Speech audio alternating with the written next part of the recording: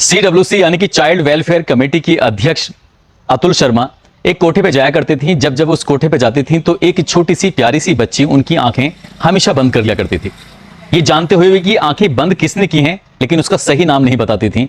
बार बार वो जानबूझकर अतुल शर्मा कोई अलग नाम लिया करती थी और वो लड़की मंद ही मंद मुस्कुराती थी, हंसी ठिठोली करती थी। इस तरह से जब कई बार बीत जाया करते थे तब जाकर उसका नाम बताया करती थी कि तुम मुस्कान हो। और जैसे ही मुस्कान ये बात सुनती थी, मुस्कान खिलखिलाकर हंस पड़ती थी। मुस्कान ही नहीं, बाकी जितनी भी उसमें वैश्या होती थी वो भी खुश हो जाती थी, क्योंकि अतुल मैडम उस लड़की को खुश करने के लिए ही सब कुछ करती थी। साथ में उसको टॉफी दिया करती थी, साथ में उसको चॉकलेट भी दिया करती थी। चॉकलेट पाकर वो खुश हो जाया करती थी और इस तरह से ये सिलसिला लगातार चल रहा था। और अचानक ही वो लड़की यानी कि मुस्कान गायब हो जाती है। जैसे ही मुस्कान गायब होती है, उस कोठे पे जब जाती थी, उसकी आंखें मैडम की बंद नहीं होती थी, तो उन्हें तलाश करती थी कि आखिर मुस्कान है कहां। 3 महीने का समय बीत जाता है, लेकिन 3 महीने के बाद भी वो लड़की जब दिखाई नहीं देती, तब उस कोठे की एक वैश्या के पीछे पड़ जाती हैं अतुल शर्मा और कहती हैं कि मुझे हर हाल में आज मुस्कान के बारे में जानना है कि मुस्कान है तो है कहां। जब 3 महीने के बाद जब उस कोठे पे जाती हैं, उस वैश्या ने इशारा किया छत की तरफ, और छत से यानी कि सीढ़ी से उतरती है एक लड़की आती है। उस लड़की की तरफ देख के अतुल शर्मा कहती हैं कि ये नई लड़की कौन है। वो कहती हैं कि जिसको तुम तलाश कर रही थी, दरअसल ये वही लड़की है मुस्कान। मुस्कान को देखने के बाद उनकी आंखें खुली की खुली रह जाती हैं। दरअसल मुस्कान अब मुस्कान जैसी नहीं लग रही थी, बल्कि 12 साल की वो लड़की 15-16 साल से ज्यादा की लग रही थी। उसके शरीर में अजीब तरह के उभार हो जाते हैं और ये देखकर अतुल शर्मा बहुत ज्यादा परेशान हो जाती हैं। पूछती हैं कि इसको हुआ क्या है, तो पता चलता है उसको अजीब तरह के इंजेक्शन दिए गए थे, अजीब तरह की दवाइयां दी गई थी। कैप्सूल खाने से उसके शरीर में कुछ तरह के बदलाव होते हैं और वो पिछले कई दिनों से लगातार इसी तरह से धंधा कर रही थी। उस लड़की को एक नरक की जिंदगी में डाल दिया गया था। जब उस कोठे की मालकिन से पूछा कि तुमने ऐसा क्यों किया, उन्होंने कहा कि साहब क्या कर सकते हैं, इस बेटी की या इस कोठे पे पैदा होने वाली हर लड़की की बस यही कहानी है, यही इसका अंत है। लेकिन आज की कहानी जो मैं आपको सुनाने जा रहा हूं, इस कहानी में बिल्कुल अलग होता है। इस कोठे पर एक लड़की से धंधा जब कराने की शुरुआत की गई थी, तब अतुल मैडम उस लड़की को उस कोठे से निकालकर न केवल एक नई जिंदगी देती हैं, बल्कि एक करोड़पति फैमिली का वो हिस्सा बन जाती है।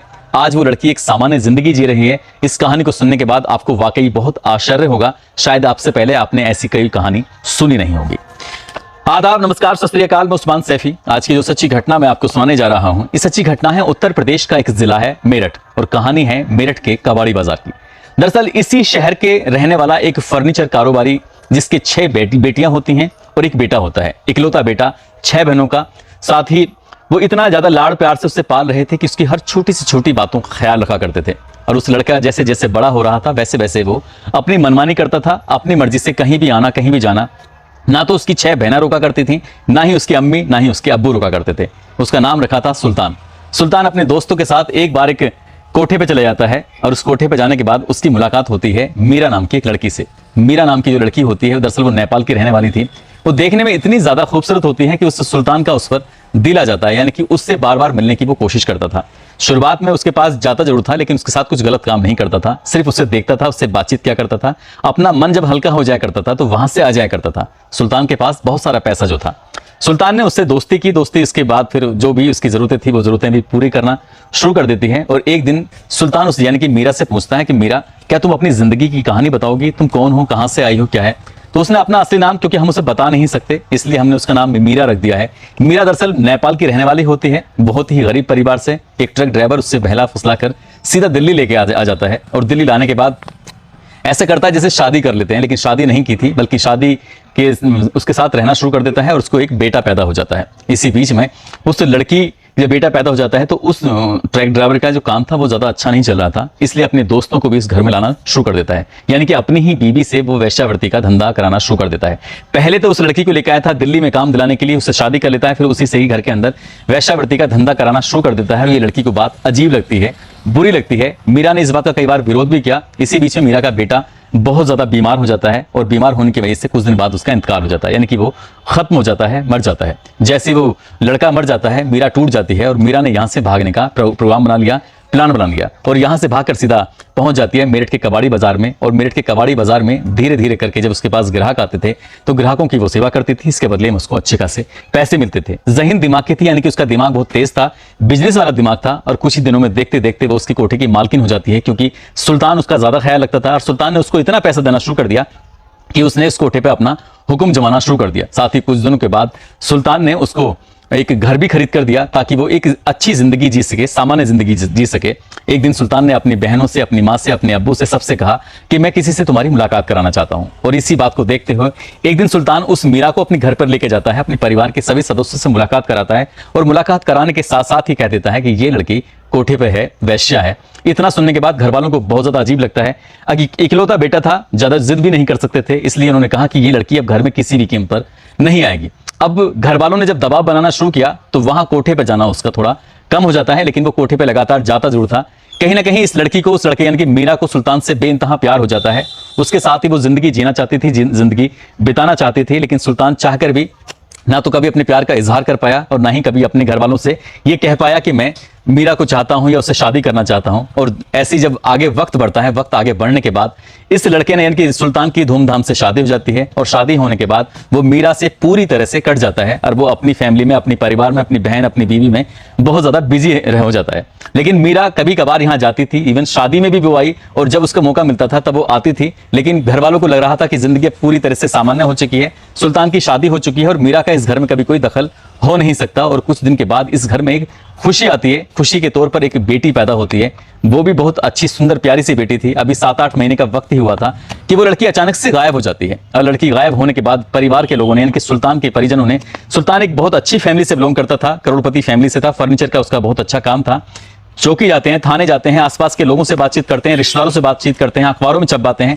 जहां जहां तक उनकी पहुंच थी, जहां जहां तक वो कोशिश कर सकते थे, अपनी बेटी को तलाश करने के लिए हर संभव कोशिश कर रहे थे, लेकिन बेटी मिल नहीं पाती है। जब बेटी नहीं मिल पाती है तो कहीं ना कहीं सुल्तान टूटने लगता है। और जब सुल्तान टूटने लगता है तो वो अपने परिवार में, अपने घर में, उसने अपने बिजनेस कारोबार में उसका मन भी नहीं लग रहा था। और धीरे धीरे करके वक्त आगे बढ़ने लगता है। जब वक्त आगे बढ़ने लगता है, करीब 4 या 5 साल के बाद फिर से उसने जाना शुरू कर देता है मीरा के पास। वहां जाता है, वहां जाके बातचीत भी करता है। लेकिन यहां पर एक और कहानी शुरू होती है। दरअसल CWC, इनकी चाइल्ड वेलफेयर कमेटी की अध्यक्ष चुनी जाती हैं साल 2013 में अतुल शर्मा। और अतुल शर्मा जब चुनी जाती हैं तो वो अक्सर कोठे पे जाया करती थी ये देखने के लिए कहीं गैर कानूनी तरीके से किसी लड़की को किसी कोठे पे तो नहीं रखा गया है, कहीं ऐसा तो नहीं किसी का अपहरण करके किसी कोठे पर बेच तो नहीं दिया गया है। वो हर कोठे पे जाती थी, बातचीत करती थी। इस कोठे की मालकिन होती है मीरा और मीरा से अतुल शर्मा की बहुत अच्छी दोस्ती होती है। एक दिन ऐसी दोस्ती के चक्कर में बातचीत जब हो रही थी, बातचीत होते होते एक लड़की आती है, शहर के नामी स्कूल के पढ़ रही थी। और उस लड़की को देखकर उनका चेहरा खिल जाता है। पूछती हैं कि ये लड़की कौन है? कहती हैं कि मेरी बेटी है, ये शहर के सोफिया स्कूल में पढ़ रही है। वो कक्षा 5 में पढ़ने वाली छात्रा को देखकर बड़ा खुश होती हैं। एक वैश्या की बेटी शहर के नामी ग्रामी स्कूल में पढ़ रही है, जहां पर IAS, IPS, PCS और शहर के बिजनेसमैनों के बच्चे पढ़ा करते थे। वहां पर एक वैश्या की बेटी को पढ़ते हुए देखकर अतुल शर्मा बहुत ज्यादा खुश होती हैं। कहती हैं कि 6 क्लास में इसका एडमिशन कहां कराओगी? तो कहती है कि मैं 6 क्लास में इसका एडमिशन देहरादून में कराऊंगी। यानी कि देहरादून में, जिसकी फीस भी असामान्य होती है, वहां पर हर किसी के बस की बात नहीं होती, वहां पर पढ़ाना। एक वैश्या ने जो सपना देखा था अपनी बेटी के लिए, तो वो यानी कि अतुल शर्मा बहुत ज्यादा खुश हो जाती हैं। कहती हैं कि ठीक है, ये तो अच्छा है। लेकिन अचानक ही वो लड़की जब गायब हो जाती है, दिखती नहीं है उन्हें, तो उन्हें बड़ा परेशानी होती है कि यार ये लड़की तो ठीक ठाक थी, ये कैसे गायब हो गई, क्या बात है? तब वो पूछते हैं कि तुम्हारी बेटी कहाँ है? वो कहा कि मैंने उसको दार्जिलिंग भेज दिया है। कभी कहती है कि मैंने उसको नैनीताल भेज दिया है, कभी कहती है मैंने उसको देहरादून भेज दिया है। यानी कि मीरा ने अपनी उस बेटी के बारे में कोई सही बात नहीं बताई थी कि सही बात क्या है, असल बात क्या है। जब असल बात नहीं बताई थी तो ये अतुल शर्मा उस लड़की को लेकर परेशान हो जाती हैं। काफी वक्त जब बीत जाता है, लेकिन 4-5 या 6 महीने के आसपास का जब वक्त बीत जाता है, अचानक से वो लड़की सामने पड़ती है। तो लड़की सामने पड़ती है तो पता चलता है कि उस लड़की को इंजेक्शन दिए जाने लगे थे, उसको कुछ नशीली ऐसी चीज दी जाने लगी थी जिससे खाने के बाद, इसे पीने के बाद उस लड़की ने धंधा शुरू कर दिया था। यानी कि उस बेटी से भी धंधा कराना शुरू कर दिया करता था। मीरा अपनी ही बेटी से धंधा करा रही थी। ये बात अतुल शर्मा को बहुत ज्यादा अखर रही थी, परेशान कर रही थी। तब वो पूछती हैं कि आखिरकार मीरा, तुमने ये जो किया है वो बहुत गलत किया है। तुम अपनी बेटी को शहर के जाने माने स्कूल में पढ़ा रही थी और तुम ऐसा कैसे कर सकती हो? तो पता चलता है कि ये बेटी जो थी, दरअसल ये सुल्तान की बेटी होती है। सुल्तान के घर मीरा का आना जाना था और मौका पाते ही जब वो 6-7 महीने के आसपास की होती है तो उसका अपहरण कर लेती हैं। और उस बेटी को बड़े प्यार से, लाड से उसे पाल रही थी, पोस रही थी। उसको एक अच्छी जिंदगी देना चाहती थी, आगे चल के जो भी वो बनती उसको बनाना चाहती थी। लेकिन जब मीरा से ये पूछा गया कि तुमने उस लड़की की जिंदगी बर्बाद क्यों कर रही हो, तब वो कहती है कि क्योंकि 5-6 साल का गैप होने के बाद सुल्तान ने फिर से इस घर में आना शुरू कर दिया था। और जैसे वो आता था तो उसके साथ वही पहले जैसी बातें करता था। जबकि मीरा सुल्तान को बेइंतहा प्यार करती थी, उसके साथ जिंदगी बिताना चाहती थी और वो सुल्तान को पूरी तरह से भूलकर इस लड़की से ही अपना दिल लगा बैठी थी, उसके सपने पूरा करना चाहती थी। जब सुल्तान ने उसकी जिंदगी में फिर से दखल देने की कोशिश की, तब उसने उसी की बेटी से बदला लेने की बात सोची और उस बेटी को उसने कोठे पर धंधा करने के लिए डाल दिया। और जैसे ही अतुल शर्मा को यह बात पता चलती है, अतुल शर्मा उस लड़की का हाथ पकड़ती हैं और हाथ पकड़ने के बाद, क्योंकि वो उस कोठे में जब धंधा कर रही थी, 6-7 महीने का समय उसे बीत चुका था, तभी उस लड़की का हाथ पकड़ने के बाद सीधा यहां से अपने लेके भाग जाते हैं। और ये जो कोठे के जितने भी लोग थे, ये सब देखते रह जाते हैं अतुल शर्मा की इस हरकत को। कुछ लोगों को लग रहा था कि कितनी अजीब हरकत इन्होंने की है। यहां से सीधा लेके जाती हैं, साल 2015 की मैं बात कर रहा हूं, और ले जाने के बाद उस लड़की को कहीं छुपा देती हैं। इस बात का ना किसी पुलिस को खबर दी जाती है, ना उस कोठे की मालकिन को खबर दी जाती है। और क्योंकि कोठे की मालकिन यदि इसमें कुछ एक्शन लेती तो मामला पुलिस रिपोर्ट हो जाती, और पुलिस रिपोर्ट होती तो ये पता चल जाता कि सुल्तान की बेटी है। और सुल्तान फिर मीरा से बहुत अच्छी तरह से निपट सकता था, क्योंकि वो उसने न केवल उसके कोठे पर मालकिन बनाया, बल्कि उसे घर भी दिया और उसकी कई तरह की जिम्मेदारियां भी निभाई थी।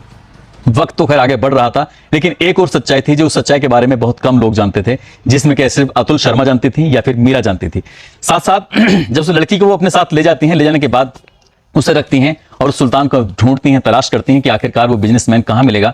उस बिजनेसमैन से बातचीत करती हैं, उसे कुछ पूछती हैं कि तुम्हारी बेटी के बारे में कुछ पता चला कि नहीं चला। लेकिन ये इस बात को बीते हुए लगभग 12 साल का वक्त बीत जाता है, उस लड़की का कहीं पता नहीं चला। और इससे भी हैरान करने वाली बात ये होती है, सुल्तान को इसके अलावा कोई बच्चा भी पैदा नहीं हुआ था। अब सुल्तान को कोई बच्चा नहीं था, वो अकेला ही जिंदगी बिता रहा था। तब कहती हैं कि मेरे पास एक लड़की है और वो लड़की बहुत ही अच्छी है, तुम चाहो तो उस लड़की को अपनी बेटी बनाकर रख सकते हो। सुल्तान को जो पूरी तरह से मोटिवेट किया गया अतुल शर्मा ने, तो सुल्तान ने उस बेटी को लेने के लिए हाँ भी भर दी। और सुल्तान ये बिल्कुल कभी जानता ही नहीं था कि जिसको वो लेके जा रहा है दरअसल उसी की वो बेटी है, जिसका 6-7 महीने की थी तब उसका अपहरण हो चुका था। अब उस लड़की को ठीक ठाक घर मिल गया, परिवार मिल गया, और वो आज एक सामान्य जिंदगी जी रही है, बहुत अच्छी जिंदगी जी रही है। लेकिन इस कहानी में एक मोड़ तब आता है जब ये पता चलता है कि मीरा जब धंधा किया करती थी तो उसने उसी सुल्तान से एक बच्चा भी पैदा किया, और वो लड़का पैदा होता है और उसको लेकर वो हमेशा हमेशा के लिए दार्जिलिंग में जाकर शिफ्ट हो जाती है। आज उस लड़के की भी बहुत अच्छी से, बहुत शानदार तरीके से एक परवरिश की जा रही है। वो उस माँ का यानी कि मीरा का ये सपना है कि वो बेटा